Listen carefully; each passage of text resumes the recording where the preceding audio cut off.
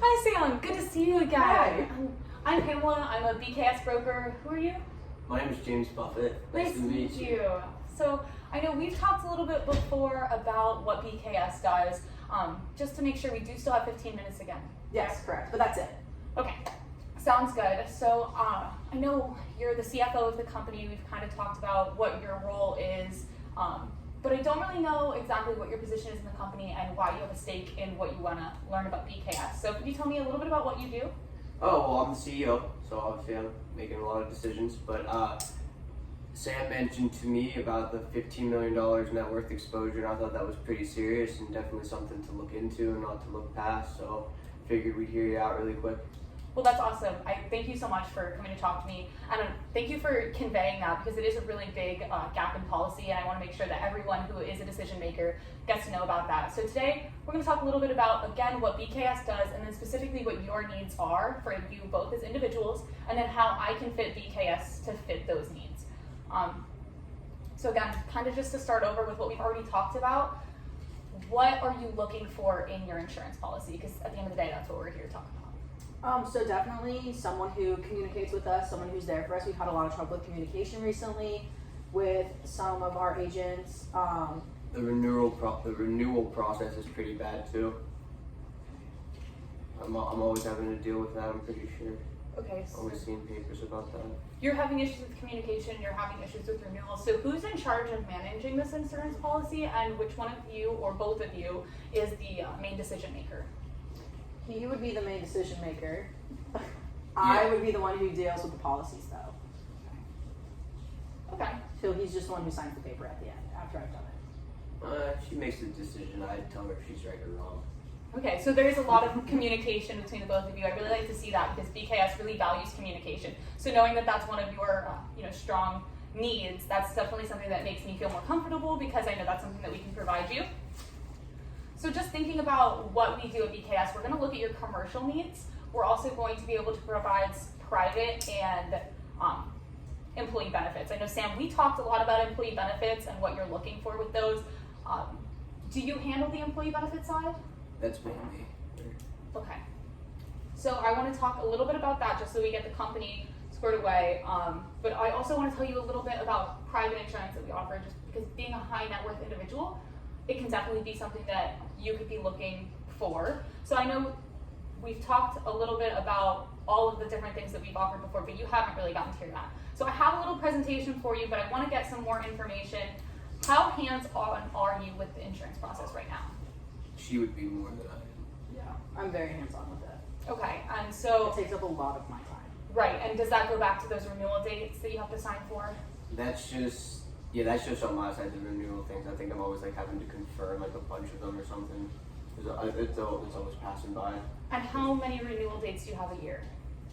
It's at least half a dozen. Okay.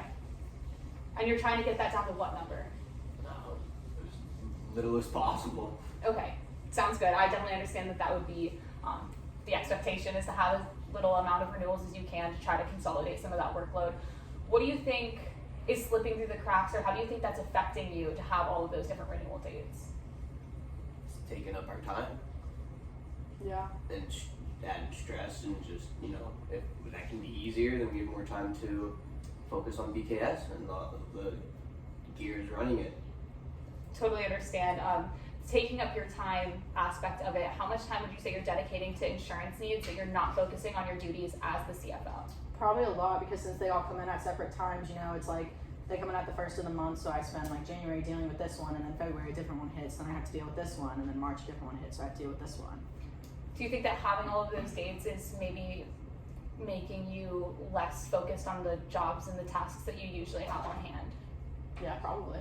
Do you think that as a CEO you should have to be dealing with some of this insurance problems? It's annoying sometimes. I understand that I gotta do something with some things with it, but it does get annoying. It's not the thing I'm going home cussing my job out about, but it is just like that little annoyance that I would just love to just minimize. Right.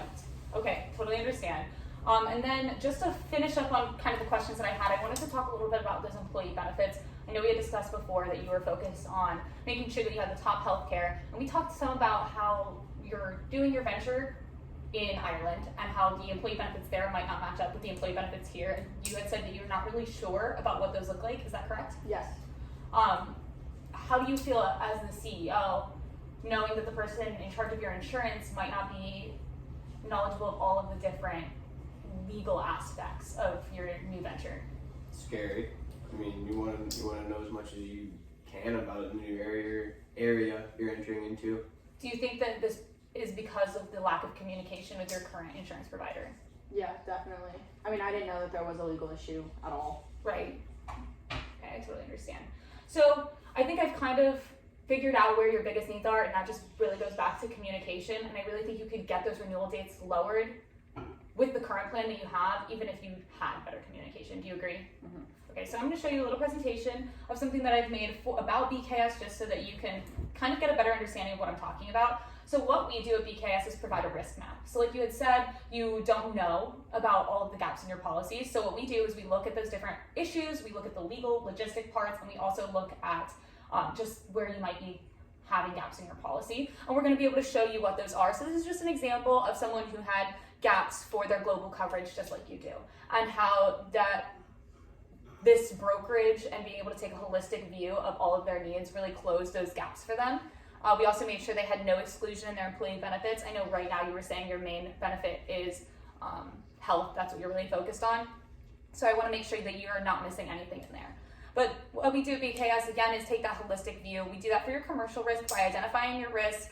We'll look at benchmarking, so we'll look at that compared to other companies. And then we're also going to take an analysis of all of your different programs and then give you alternatives and recommendations of those alternatives, and then that's going to be completely in your hands to decide. So I know you said you're more hands-on in that process, yes. So we might have a little bit more communication on what those recommendations are and those different alternatives, and if you want to talk to me at any point about fixing those needs, that would absolutely be our communication. But I'm still going to make sure that you're still in the loop, because at the end of the day, you're the CEO and this is your signature on the line. So I want to make sure that you know what's going on too, but we don't have to spend hours talking about it, if that makes sense.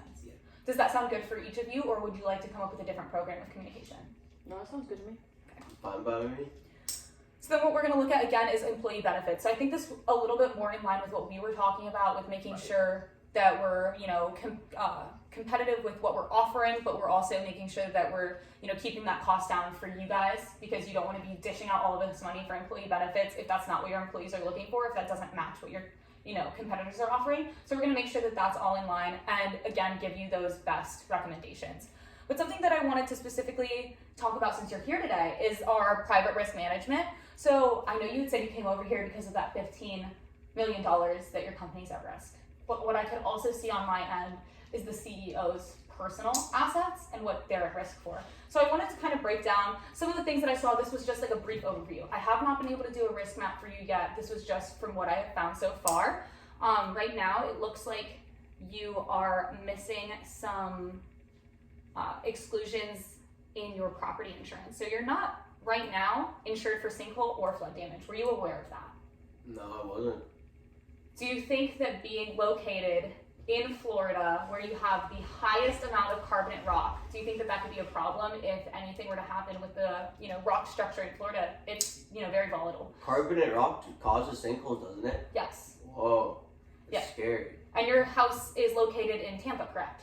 Yeah. So that is actually where we have the highest concentration of carbonate rock in the state, and you're not liable for sinkholes or flood damage when we're right on the water level. That can be really detrimental, especially when you're looking at a home that is, millions of dollars. Not to brag. But now that doesn't sound great, no. We're also, but how often do sinkholes happen? I mean, I do have some information about sinkholes that might worry you just a little bit. We're looking at about the #1 state for flood risk, and we're looking at 10 sinkholes a year. So you don't want that to be one of the ones that eat your house. You're right. If that's in the vicinity where I am, yeah, you're right. So that's something that we can do too. While I'm doing the risk map for your company, we're looking at all of the different exclusions that you have for Terra Metra. We can also look at your personal exclusion. Would that be something that you're interested in? Possibly. Okay. I want to know before I go into, further this process, it would just be easier to do it all at once. I know it would get that information quicker to you. I also saw that you were missing some insurance on your domestic staff. So right now, do you have domestic staff on your property? Yeah. Okay, and if anybody on your property was to be injured, they could sue you for about $5 million because that is the exclusions that you're at risk for. Were you aware of that? I was not. What would $5 million of your net worth look like if you experience that loss? I mean, that hurts. I mean, $5 million is a lot of money to anybody. Right.